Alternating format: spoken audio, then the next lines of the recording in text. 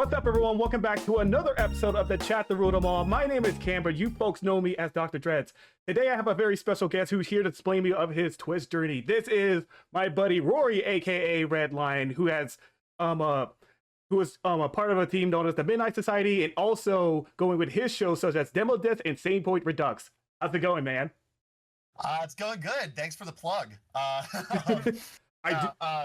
Yeah, me and Cameron, for those who don't know, go way back. We were buddies at college for a little while over at well, before that it used to be known as North Georgia. It was Gainesville State College. Yeah, we kind of got grandfathered in. Right. So, but yeah, this has been a long time coming. Absolutely. Knowing how long we've been in our circles, this has been a long time coming. Absolutely. And then I guess before we get started, how was MomoCon?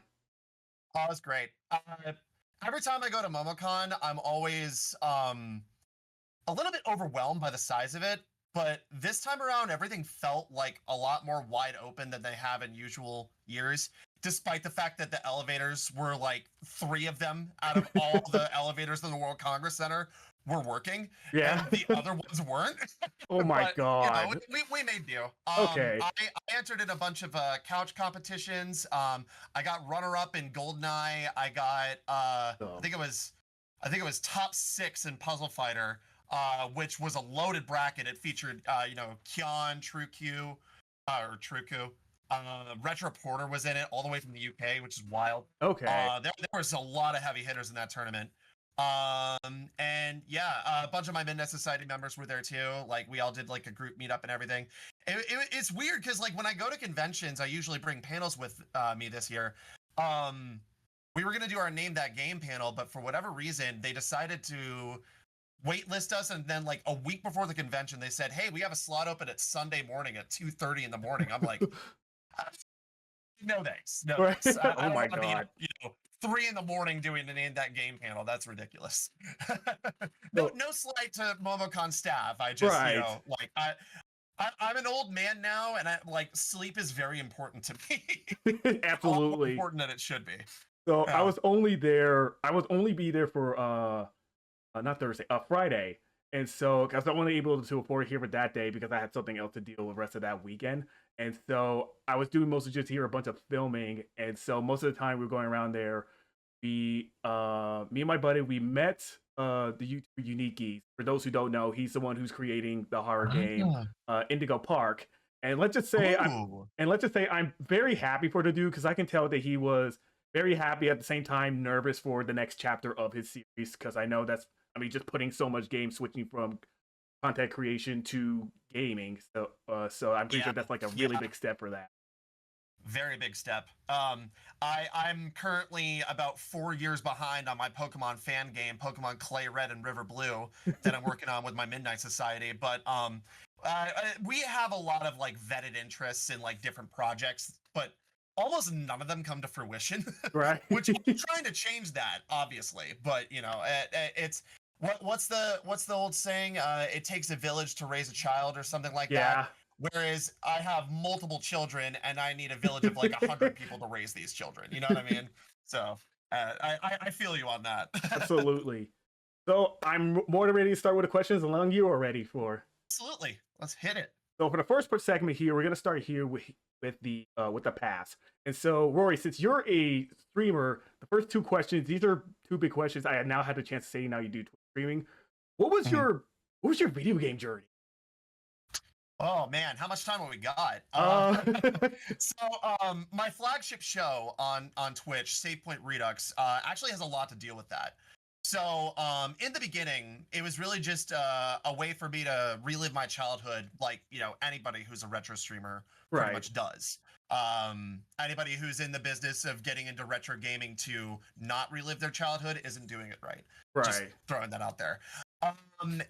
And the show originally was just me picking games off a wheel. I would like spin it randomly, and then I would just play it through to fruition. Or if for whatever reason I got bored with it, I was just like, whatever, we'll consider it complete, and then just go on to the next one. And the problem with that show is that it felt like there was no direction. And to kind of dovetail into the whole gaming journey thing, with me, Save Point Redux plays a big part in it because it's sort of a hybrid between an LP series, Let's Play series, which there's an abundance of on YouTube nowadays, and Right. even more so on Twitch. Let's be clear. There's a bunch of people that I know, like off the top of my head, like Okamiya Games, even Proton John, big ones. Like Claire. And Hypercoal 64 is a person that doesn't get enough love. They basically have their own series where they do a bunch of game clearing. I put my own spin on it by also peeling back the curtain a little bit to my own personal life and doing like an autobiography while I'm Right. playing it, and kind of getting into a lot of these like nostalgic moments that I remember with these games. Like a good example is I'm actually wearing these dog tags that I got at MomoCon to signify it. This is sort of like a treasure of mine. You can kind of see Sonic and Oh, Knuckles. Sonic and Knuckles. Yeah, it's the most recent game I played on Save Point Redux to date, although tonight, later on, I'm actually going to be playing this game that I actually just picked up, Adventures of Mighty Max. I think I picked this actually up from had local- that game years ago. Oh, really? Okay. I think I had that. And I find it funny that like the story behind that it was a cartoon show, but the funny thing is that like it's based off of a boy's toy series that I think is supposed to be an answer to like Polly Pocket. Yeah. That's exactly what Mighty Max was, for those who don't know. It was basically the male version of Polly Pocket, and for some reason I had the video game growing up. I don't remember playing it all that much, but maybe I was missing out. Who knows? And Right. that's sort of the beauty of Save Point Redux, is that a lot of these games, when I was growing up, I didn't really play them all to completion. Like, I didn't beat like my first video game until I was well in like my teens, maybe even like like my early adulthood. Right.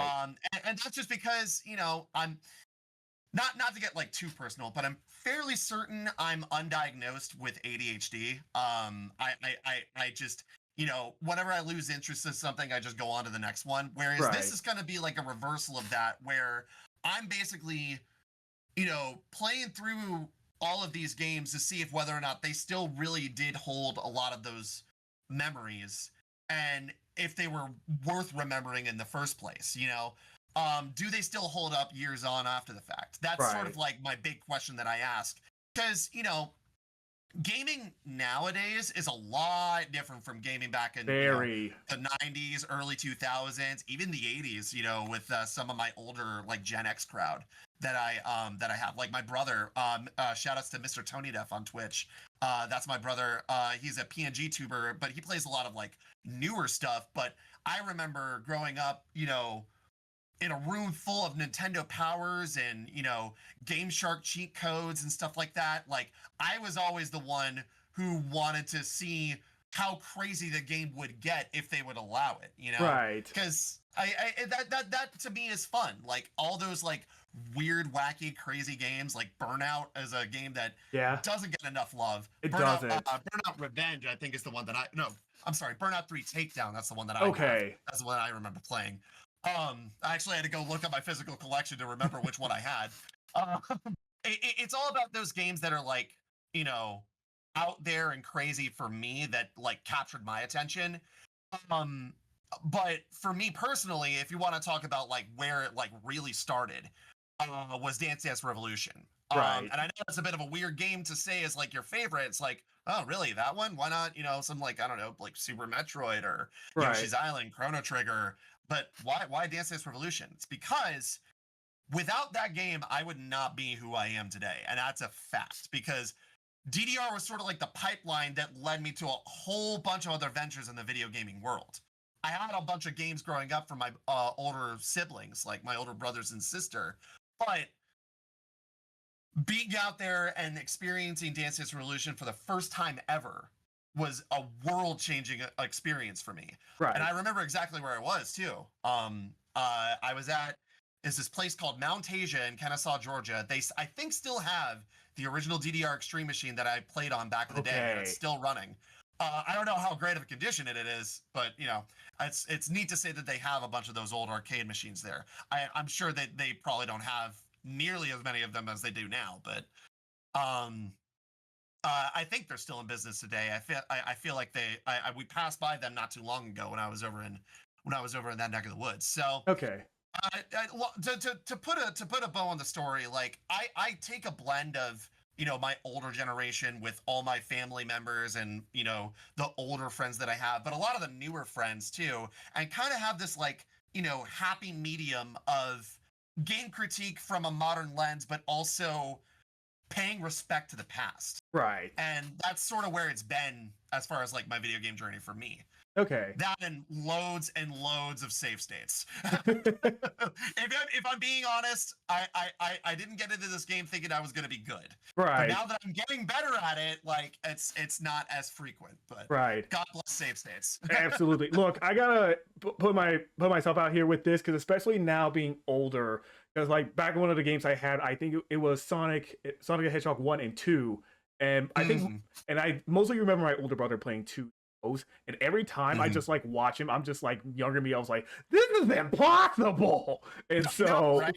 Like, you were swearing that it was the controls that were messing up and not you, or you're blaming it on the game, saying that like I actually watched a video not too long ago that you remember the Street Fighter 2 Arcade Edition, and yes, how like in the later versions of the round, like the later the game got, the more impossibly hard to get. It turns out the computer was actually cheating against you. It was throwing like iframe blocks on my God. it was literally getting like there would normally be like 9 frames of a wake up animation. Instead, it would be 6, and then it would go immediately into the hit stun or the hit block Right. for the like the low kick or whatever. It's just like it's unblockable. You can't My get out of God. that. It's so stupid. That's But insane. it's vindication that we know the machine is cheating against us. Right. That's the whole thing. And going into our next question, it's funny that you mentioned Let's Players for a second ago. So like I had this long monologue. I made that as a joke. I was like,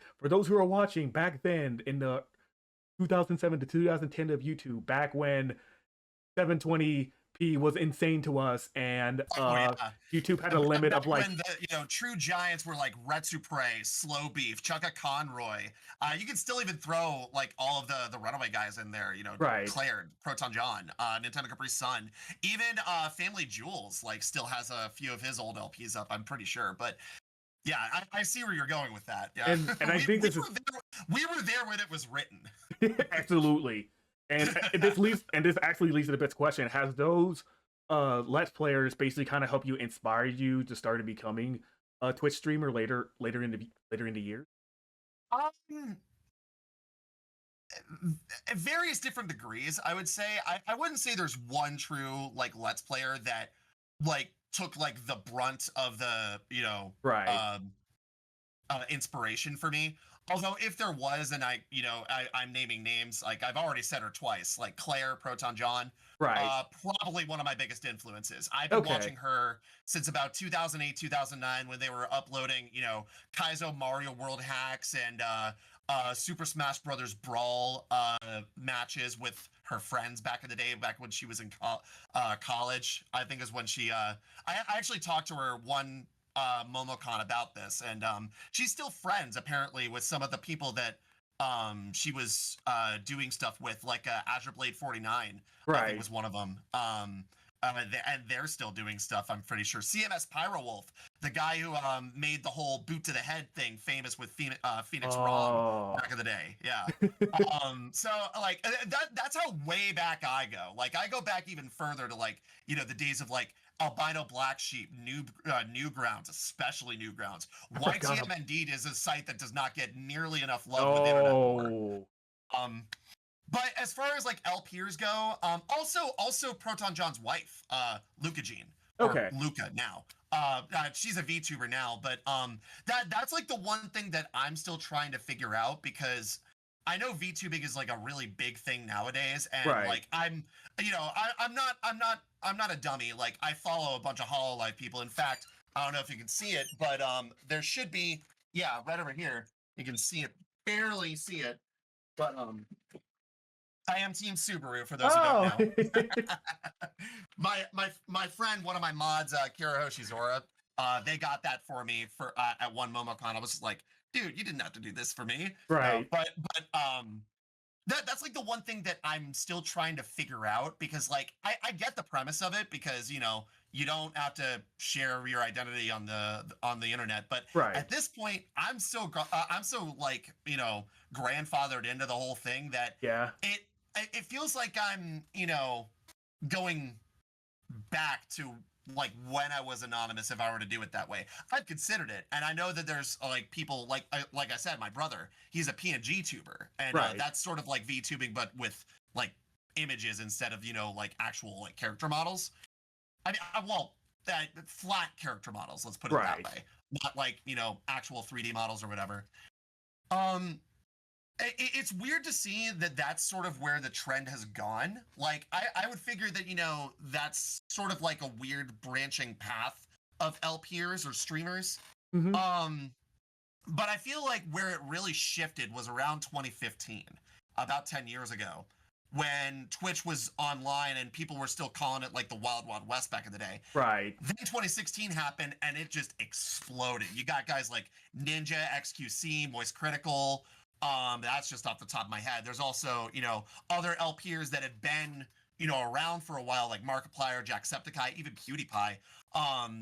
They now have like, massive Twitch followings and stuff like that. And honestly, it feels like it's more like, more social media that we have to ingest. And again, getting older, like you just start to realize, you start to get tired of it. It's just like, Right. okay, now I gotta be on what's it called, Kick?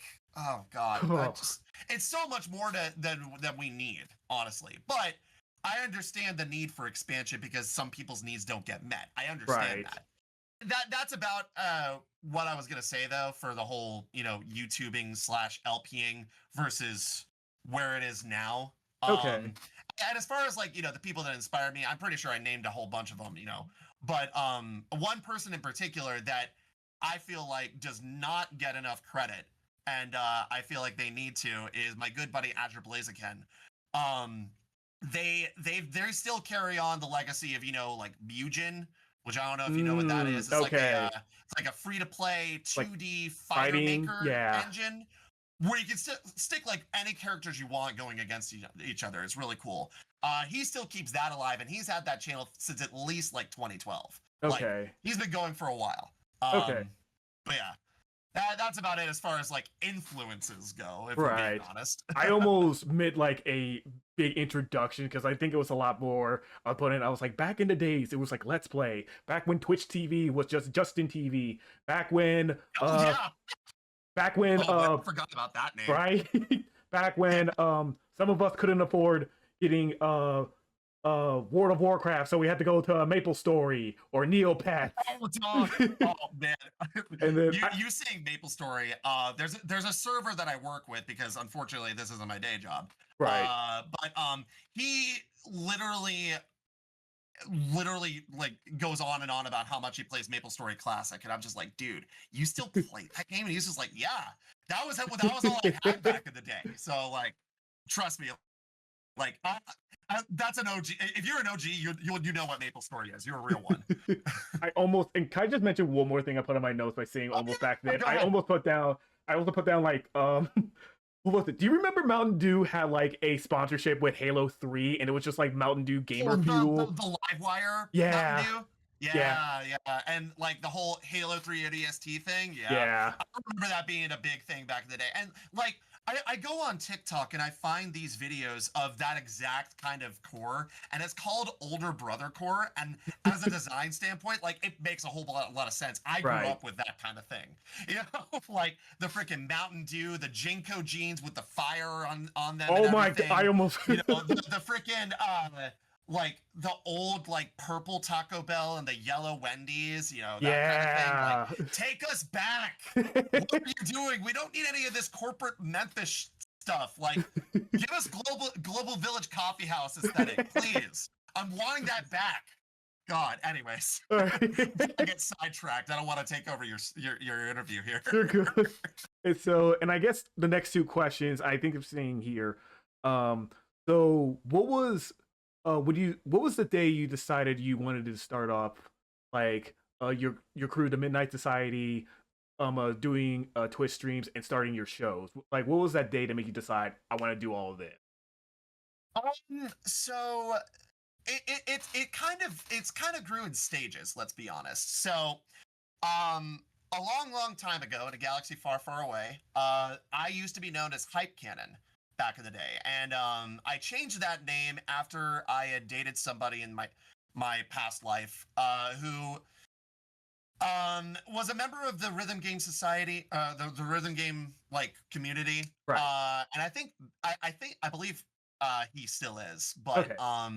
the thing is that we had a bit of a messy breakup, and it was not necessarily public, but for a lot of my friends who I had built a core around, like the word got around like pretty fast. So Okay.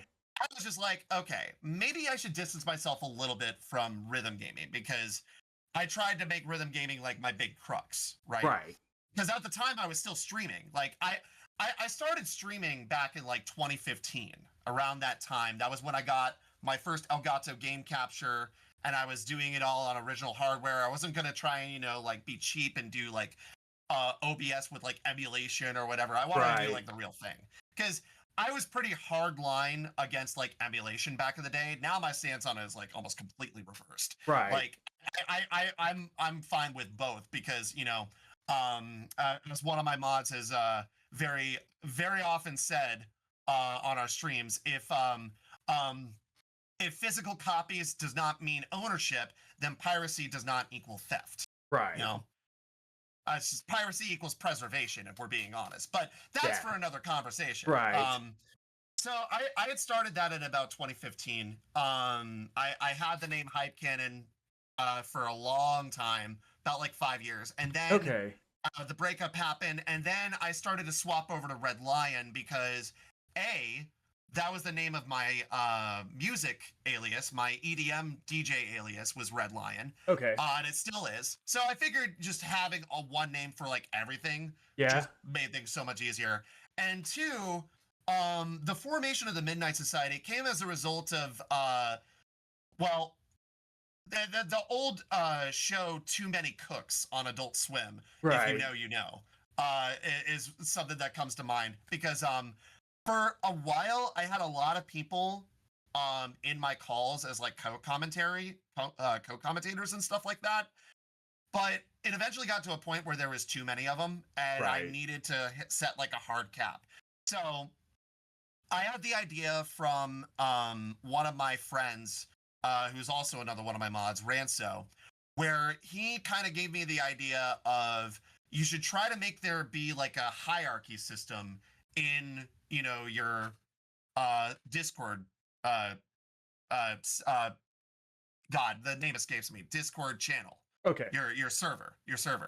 And at the top is you. Right below you should be your mod crew. Then it should be, like family. Right. Then it should be your real life friends. Then it should be the people that you know from online. Right. And each person, as they work up the ladder, they're able to get more, privileges, Right. where they're able to like talk on stream, be co-commentators or whatever, or in the very rare case that we trust them enough, they become a mod. And Right.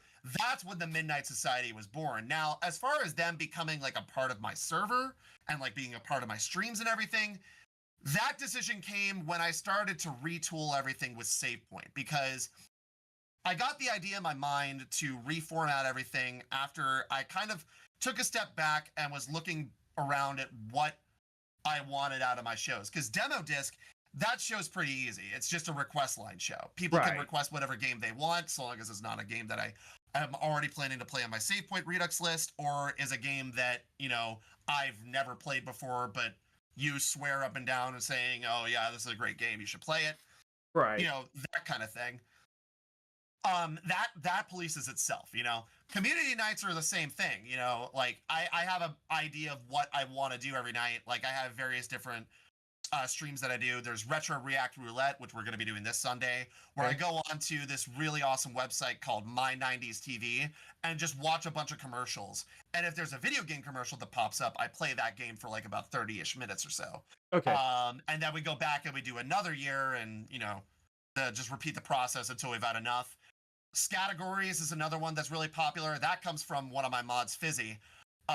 who loves the games categories, and I found an online categories website where we can make our own custom list. Do that. Okay. We have a modded version of the Wheel of Fortune for NES Okay. with our own custom answers and stuff like that. That's really fun. I'm also currently working on a custom Jeopardy.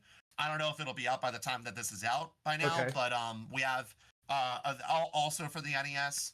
Our flagship one though is the one that we run at the end of every month, which is a custom games of Cards Against Humanity. And I don't think you need to know too much about Cards Against Humanity to know how crazy that can get. Absolutely. But added in with all of our memes and everything, like it gets insane. Like I tell people all the time, and admittedly I stole this from Proton John's Twitter feed, but basically our server is the Cthulhu myth. The longer of a member you have been in our server, the more insane you probably are.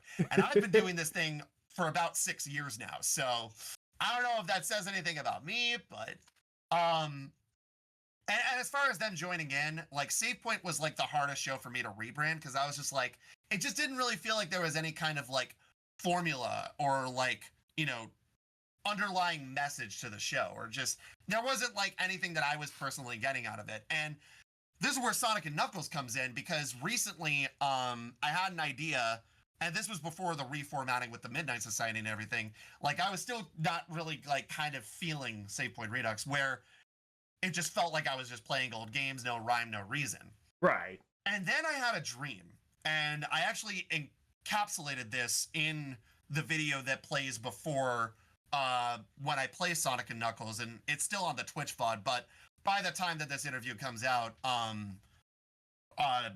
there will be probably a good chance that I've already uploaded the video by itself somewhere, Right. where I basically recapture what happened in the stream, and I actually basically got to talk with my inner self, like my inner kid, and it obviously there's a few things that were dramatized for the sake of entertainment, but Right. the idea of Save Point Redux now is not so much, letting everybody else come in, but also they get to experience how I experience things. And they also have their own ways of sharing their own, memories and stuff like that. And Right. that's what it all comes down to for me, is creating and sharing with the world. That's what I love more than anything in the world, is to create and share with it. And by giving these people, my Midnight Society, an opportunity to do that, I feel like they've just become as much of a part of the stream as I am. Now, of course, I'm still the one at the forefront of it, but Right. the community that I've built, they see just as much of the vision as I do sometimes, and it's Right. crazy to me, like how much they're able to give me inspiration. And it's a pari-mutual relationship, between me and the people that I have in my society. And I don't want anyone to come in and, like break that chain or whatever. So if there's any more mods that come in, which I don't even know if there will be, let's be honest. Right. I don't want anyone to, interrupt that kind of feng shui. So, Right. Oh, awesome, man! This is a lot going on here. This is really, I really just see how much kind of just putting in, saying, just your.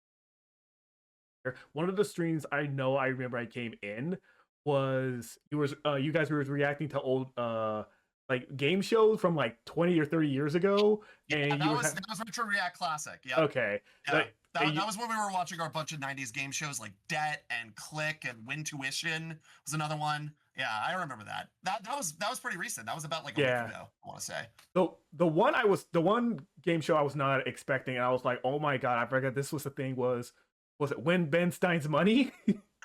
Oh yeah.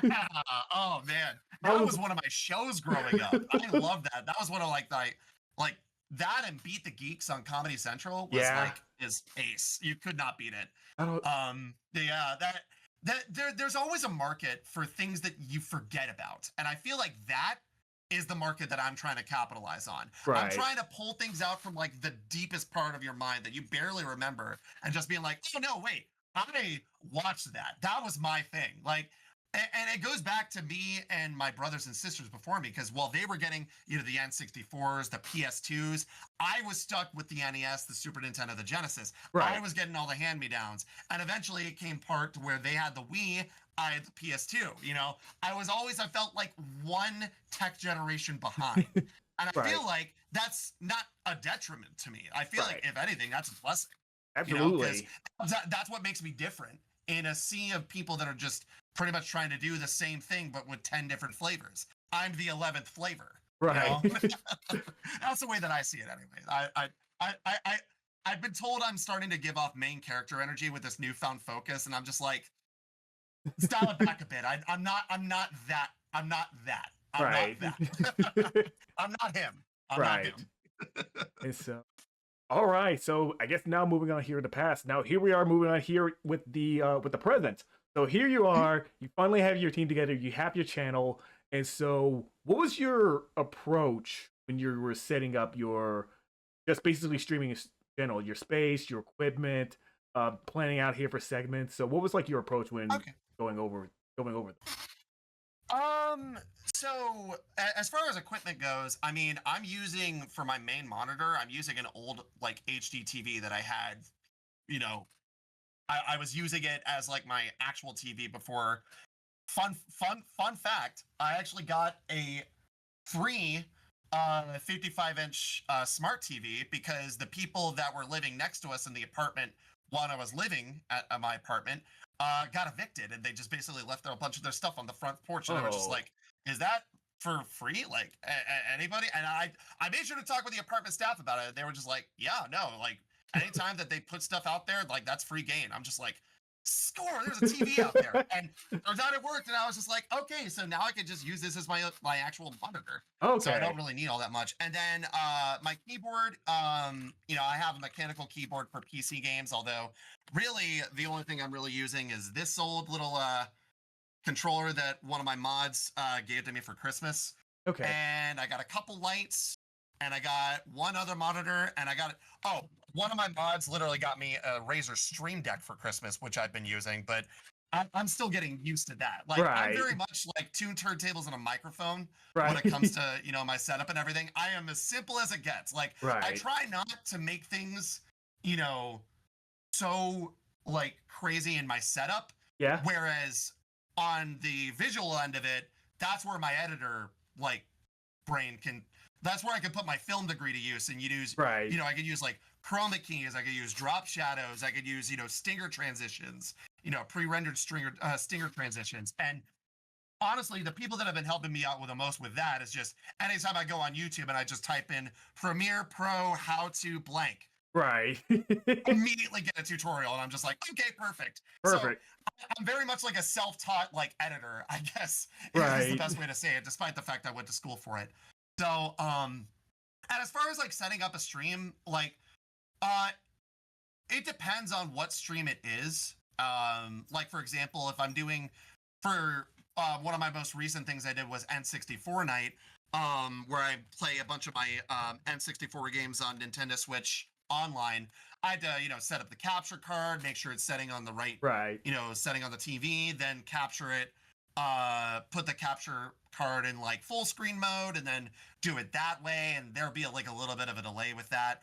I know that there are better ways out there to, capture stuff live. And Right. if anybody who's out there watching would like to give me a few pointers, you can DM me and I will answer, because I'm always looking for, things that make things a little bit more streamlined Right. with, that process. But some streams, it's literally just open up OBS, open up my, program of choice, whatever it is, and then just have that be a thing. And then, if it's like a walkthrough of a game that I've never played before, like I'll have that on, like over here, and just, obviously spoiler free. I don't want to, like play the have the walkthrough up there and then just be like, oh, so that's what's going to happen. Well, I don't want to get ruined by that. Right. Like, I want to do it on my own time. And this is specifically for like RPGs or whatever. Like, Okay. a big one for me was Final Fantasy Mystic Quest. God, that playthrough took forever. It literally took us like about 4 months to finally like get that game finished. And it wasn't because of the difficulty of the game. I want to put it on the record right now. The reason why was just because of tech issues. Like, it was. And when it wasn't tech issues, it was I didn't want to stream because I was either tired or I had a uh what's the word? A prior commitment. That's the Okay. word. Prior commitment. Yeah. God, So this is how hard it is for me to struggle with words sometimes. Because like I'll know what I want to say, but I'll end up saying something that sounds similar but is completely different. right. No, And I'm that's look. just where my brain goes I sometimes. promise you, you're not the only one because I'll just be like going on this one word for so long, and it doesn't take me till like the next 5 minutes until I find I was like, Oh, that's what I'm trying dude, to yeah. say. So you understand my pain. Okay, Yes. good. Yeah. And so, and for our so for the next part is so you have your crew together, you're doing all this show, and then I wanted to make sure check here. You have like now over 360 followers on Twitch. First of all, congratulations on Yep. that progress. Thank you. It's a grind. It's a grind. So We're trying to make it to 500 before my good friend Azure Blaziken, so that way he owes me 20 gift subs. But right. he's about like 70 subs ahead of me, and I don't know if I'm gonna catch him unless, for some unbeknownst reason, I catch fire. Here's hoping. Right. But yeah. And so what was that moment that just kind of just hit you that just like, wow, I'm really a streamer. I'm doing all this stuff. What was that like what was that moment kind of felt to you that now you're doing all this stuff? I think for me, it was AWA. I want to say 2023, so it was a couple years ago. Right. I had just got done doing my I think I did name that game and my Team Before You trivia adventure panel back to back. Although Right. now it's called Foursquare. But afterwards, me, Busy, and Kira Hoshizora, we all went to go get boba because we were rooming at the same hotel at the time, Right. and we just decided that'd be a nice way to cap the trip on. And I was wearing my it's like a bowling shirt, but it's got my company branding on it, my Team Right. Before You Enterprises. That's my panel company, for those who don't know. And while we were in line, there was this couple off to the side who we had bumped into, and they were just like, "Oh, hey, you're the name that game guy," and he pointed at my shirt saying "Team Right. Before You." I knew you guys. I was just like, "Oh, yeah, we just got done with the panel. Were you there?" And they were just like, "No, but we've been to your guys' panels a couple times, and like you're really cool." And I was like, "Did did I just get my first fan outing?" Like, I've never had this before. Like that's what I knew that like I was on the right track with where I wanted to be at. right. Another good example too was uh I was at MomoCon this year, and it you'd be surprised how you're able to talk to some people that are like way bigger than you as if they're just like normal fans themselves. And Right. two people in particular that I was very excited to talk to for as brief as we had was 8-Bit Drummer and Yuki Mizuno. Yuki Oh. Mizuno, who I believe is one of Proton John Claire's mods. Normally, she comes down every so often for MomoCon. She couldn't make it. She couldn't make the trip this year. I'm not sure what the reason for it was, but Right. Emil, Chugga Conroy, and Tim NCS were there too, Okay. and I got to hang out with them for a little bit. And like, I was telling them how like their streams had kind of been, I always pop in on their streams and everything, and I sold myself to them, and they were just like, "Wow, you got a really cool concept. Like, I hope you do well." Like, it's weird how like these people that I've been idolizing for however long, they're so approachable. And I kind of was just like in the back of my mind, I was thinking, if I ever get big, I want to be just like them where I could be just as approachable, Right. Because I don't feel like I should like gatekeep my success Right. if that ever comes. But like between those two moments, that's where I was just like, okay, I feel like this is the path that I'm supposed to be on. Okay. Yeah. Wow, that was I'm pretty sure just saying that just moment hit you. I'm just like, especially just saying like, wow, I just had a fan meetup and people actually started knowing me that. And so like Yeah, there's like it's just like it's weird because I've been on the other side of it. right. There's a good friend of mine who's a voice actress, a professional one now. Right. Her name is Katie Johnson. She did voice work for me a long time ago, back when I had my journalism show Replay, which I'm gonna be retooling here in the next few months. Okay. Where she was the voice of my dog Mickey, but she, for some reason, I had her have a British accent. I don't know what the whole process was. I was 23, it was a different time. But the thing is now is that like she's like a professional voice actress. Like I don't know if you've heard of the game Class of '09, but she's one of the main characters in that show or in that game. Oh. And she just landed her first like big time like not triple A but like a double A like game title. I forget what the name of it is. It escapes me, but it's like her first like main character role, not a Okay. side character. And like to see her transformation and how she used to be a fan just like I was, it gives me hope that like there's something at the end of the pipeline for me. I just don't know how long it is, you know? Okay. So not to say that like, you know, comparisons to Thief of Joy. I'm not trying to like, you know, Right. compare her success to mine or anything. Like it's all different, you know. But Absolutely. it's just like that seeing that is also kind of like fueled that inspiration, thinking, you know, eventually there's gonna be that moment when it's gonna be my turn. And, you know, the whole thing with Awa, Momocon meeting up with 8-Bit Drummer and Yuki and all that, like that I'm starting to get those glimmers a lot more frequently in my life. I think Right. that's the main question here. The main answer to the question. Okay. And so, man, I think you went to go ahead and went through many of the questions I asked here for the present because saying how much it's all hitting to you, saying how you know this person who's now becoming like that person, and this and then I think basically the running theme here I'm just saying here is just it takes a village, and it really does. And so Yeah. and so That's why I tell people all the time. Sorry, I didn't mean to cut you off. no, you're That's why I good. tell people all the time. It's just like, you know, if you're ever wanting to like join a community for something, just do it. Like there is absolutely no harm in it Okay. unless it's a bad community. You know, Right.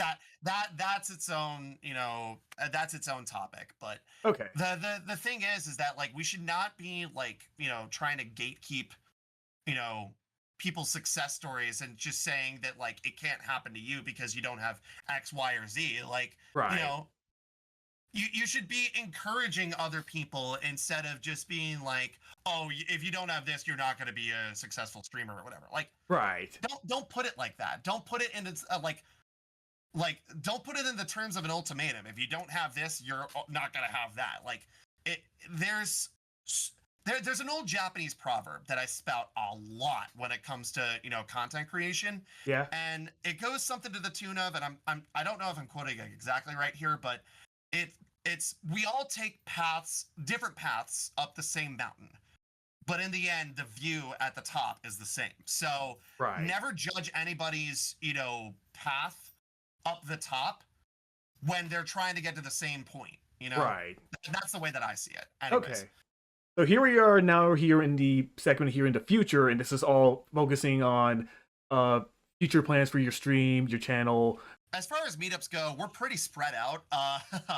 We have people in our community as far west as like California and Colorado, as far east as Virginia and Pennsylvania, and obviously we're centered in Georgia because that's where I'm from, and Right. a majority of my friends are from there. Okay. But as far as you know, like where we see ourselves in the next like, you know, few years here, you know, obviously it's really all I want is to just grow this community, because we've kind of had our footsteps be molded in at this point as far as Right. like what shows we're going to be taking with us and everything.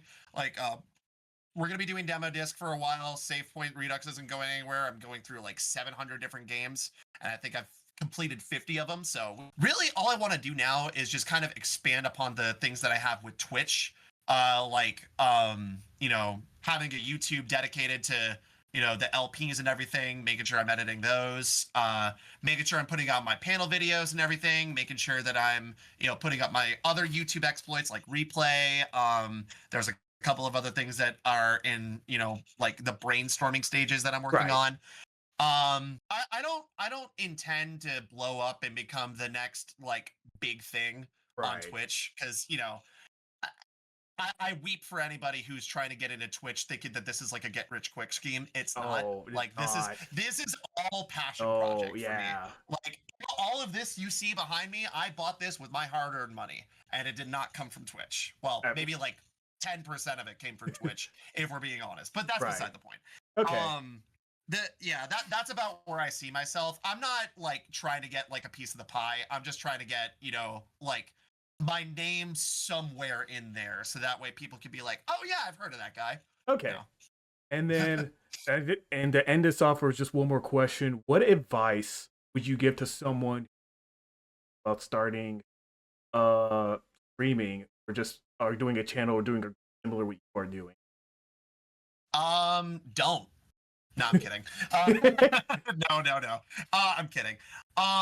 Okay, so the best advice that I could give to somebody who streams, or wants to stream, is there's 3 key factors, in my opinion, that have worked for my experience that lead to better results on your Twitch page. Number 1, and this is the most important one, upload speed. Not download speed, upload speed. Okay. If you have an upload speed of about like anywhere from 10 to 12 megabytes per second or higher, you're going to be a good streamer, because your quality for your bit rate on Twitch is going to look real nice if you know what you're doing. Right. When I found out that I could go upwards of like 2,000 megabytes per second on Twitch, I was just like, okay, now I can hang with the big boys, Right. Because anybody can get like, a laptop and maybe like a ring light or something, and start playing games from there if they really want to, and just have it all on one setting. Quality does matter, but you don't have to go for like the big budget options or whatever. Right. You don't need to go for like these high tech, like 3D motion fans with like holograms in the background. You don't need to go for like RGB everything. Or I mean, you do if you want the aesthetic, but that's just me. That's just my personal choice. Yeah. And obviously too, and this is the second part. You can stream whatever you want, just so long as it doesn't go against Twitch TOS service guidelines. Right. Obviously, I'm not telling you to stream Honey Pop 2 Double Date, because I'm pretty sure that's banned on Twitch. But there is a market for that game. I will say that there is a market for that game. It's just not on here, right? Or on Twitch. Either one of the two. And the third thing, and this is the one that is the most important, that like isn't a monetary concern, at least in my opinion. And that's just being yourself, as cliche as it sounds, because, oh, just be yourself and everything will be okay. Like, obviously, like, there's levels to it. Right. You can't just, like, expect to get the same results as somebody when you're copying to a T that one person. And I am very much including myself in this conversation as someone who has said multiple times, how people have, I once got compared saying that I was the American Proton John, and I will never forget that comparison, because it's just like, it's so accurate, but at the same time, it's also not. Right. Because I am nothing like her. But the point stands, though, is that like you have to have some kind of like unique voice. And this is also a really good advice to give to anybody who wants to get into like the EDM music industry, or just any kind of industry in general. Like, finding your voice, finding what makes you you, and accentuating that, I feel like is so important in creating a brand profile, that if you do that, the rest of the work will almost be done for you. Right. Like any kind of, fire memes that you have on your channel that you reference a whole bunch, you can turn that into a merch opportunity. Any, like memorable moments from whatever games that you play, you could turn that into a merchable opportunity. Right. Anything that is revolved around your brand, you can turn into merchandise. All you got to do is just find whatever that voice is and amplify it, echo it, like make it big. Because the whole idea of Twitch, at least from when I first started out, was it's all about individuality. People don't have to be like the same people that they are in real life, and then they could put on like a fake stream. Like, you can do that if you want, but being your authentic self is so much better in the long run, because you don't have to try. And that's the best part. You don't have to put on a face. You don't have to like get dolled up or become like an alternate persona every single day. You can just Right. be who you are, and if you are charismatic enough, it'll work for you. Like, obviously, like if you have the charisma stats of like sandpaper or something like that, then maybe this advice won't work for you the best ways. Your mileage may vary, but Right. the idea though is that if you really want to like find your own voice through individuality, you're already like ahead of the game as far as like becoming a streamer, because if that's something that you want to do and you already know who you are and you already know what your voice is, then all you got to do is project it. And All that's coming right. from a forward theater major, just project. Like All that's all you right. got to do. All Just right. just be loud, project. Be who you. No, obviously, don't be too loud. We don't Right. want to like assault our eardrums or anything like that. God, Welcome to the what's the name next of that? stream. Yeah, what's the name of that one guy who like streams a bunch of games, but he has like this absolutely terrible microphone quality? I forget his name, but like he's a meme in some circles. I forgot. I It's know who like you're talking about. he Like, was like, whoa, yo, and then it's like, like I forget the name of the guy, and I'm sure there's somebody in the comments who will probably sound off yeah. saying they know who I'm talking about here, but don't be him, All okay? right. Don't be them. You can be loud, but don't be that loud. Right. All right. Awesome. Rory, can I just say thank you to the bottom of my heart for just being here and telling streaming streaming story. I know this is like a lot to see here, but the point of here with the chapter rule them all is basically just saying let someone just to tell their whole story and basically kind of like giving the whole thing about that. So I just can't thank you enough just for having the time to be. I appreciate you, man. Like I said, this is a long time coming. We've been friends for over 10 years, and like I've been watching your streams as well, and I've seen how well you've grown and everything like that. And I I recently got back into podcasting, interviewing, this kind of thing Right. with a friend of mine, one of my mods, Dividai. We have our own podcast, the B-Sides Podcast, on YouTube. Okay. And the one thing that I love so much about I've said this before on my Save Point streams and everything, but I also say it in real life too. Like if I were to have like a dream job, it would be to be a professional storyteller, because I feel like I tell stories in ways that only like the greatest storytellers could. You know, and I don't know exactly what kind of career path that'll take me down. Maybe it'll lead me to like stand-up comedy. Maybe it'll lead me back to acting. Maybe it'll lead me to some other third thing. Maybe my music will take off and I'll become a producer or whatever. Right. Like it doesn't matter what avenue I go down, so long as I'm telling a story and telling it well. That's the fun of it, and like to see other people that I know who are taking the same approach. Like it's comforting to me to know that I'm not alone in this journey as well. So Right. like I feel like I should be thanking you, because I'm like you're like the first person who's interviewed me. So that you remember that question that you were talking about earlier about like how I know I've made it? This is how I know I've made it. Look, it takes a lot just to put yourself out here, and so I'm just saying here, just I should also be thanking you for being here. So once again, thank you so No much for telling problem. your whole story. Yeah. And thank you everyone here for watching here. I'm gonna put his Twitch link here in the description to make sure you please have the chance to check him out. And thank you so much for watching here in today's episode of the Chat the Rule Them All. My name is Cam, also known as Dr. Dreads. We'll see you folks next time. Stay fierce, everybody.